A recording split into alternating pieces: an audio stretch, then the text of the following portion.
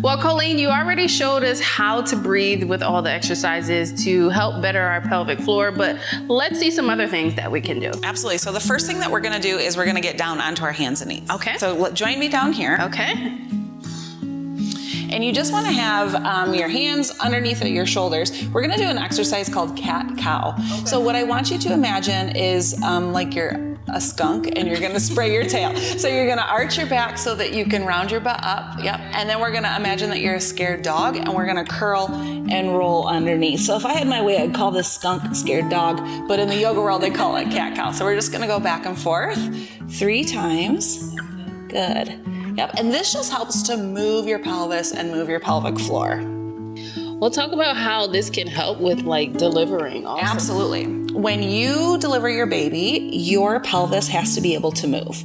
And if it doesn't move, that baby has a hard time coming out. So this is a great exercise to do when you're in your 3rd trimester, just to help encourage that movement in your pelvis. Right.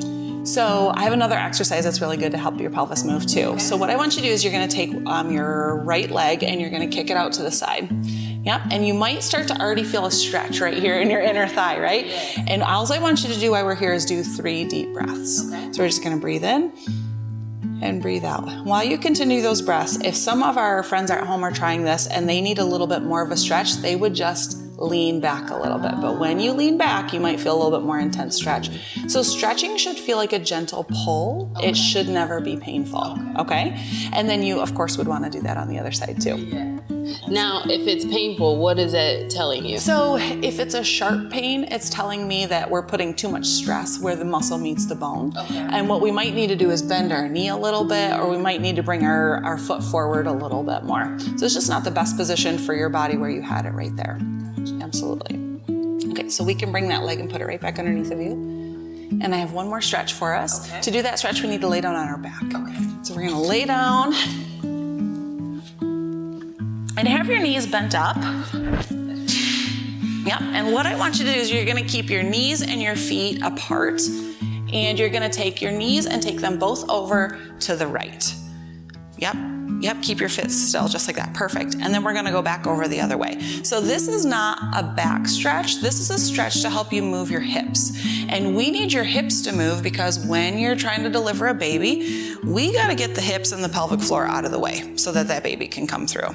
So it's just a nice way to loosen up those hips. You might feel it in your groin. Some people don't even feel this at all, but it's just a nice way to move those muscles, to move that joint, to help get more mobility in that pelvis and help with delivery. All right, Colleen, well, thank you so much. Those were some great exercises. Well, tell people how they can learn more about you and be a part of one of your classes. Absolutely. So you can always reach out to my website, which is awakenpelvictherapy.com. You also can give me a call at 810-656-9862, and I'm on social media. All right, well, thank you so much. Thank you. So informative. Thank you so much.